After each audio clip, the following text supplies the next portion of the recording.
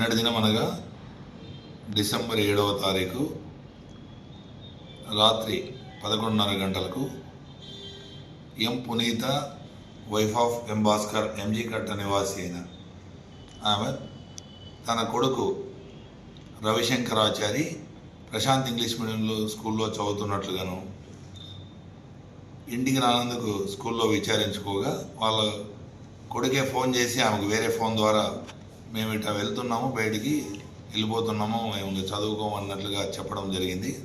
దాని మీద కంప్లైంట్ ఇస్తే ఎవరెవరు పోతున్నారని ఆ ఫోన్ నంబర్కి ఎవరైతే ఆ అబ్బాయి ఫోన్ చేశాడో ఆ ఫోన్ ద్వారా అతనితో పాటు ఇంకా 2 పిల్లలు వెళ్తున్నట్లుగా తెలుసుకుని ఆ పిల్లలు ఎవరు వెళ్ళినారో స్కూల్ ఎవరింటికి రాలేదని చూసుకుంటే అక్కడ పవన్ అనే ఒక అబ్బాయి, రాణా ప్రతాప్ అని ఇంకొక అబ్బాయి, మొత్తం 3 అబ్బాయిలు అదే స్కూల్లో 10th క్లాస్ చదువుతూ ఉంటారు.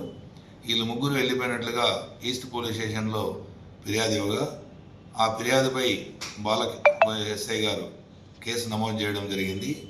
వెంటనే నైట్ రౌండ్స్లో ఉన్న ఇన్స్పెక్టర్ ఈస్ట్ గారు తెలియజేయడం జరిగింది. దాంతో మాకు తెలియజేయడం జరిగింది.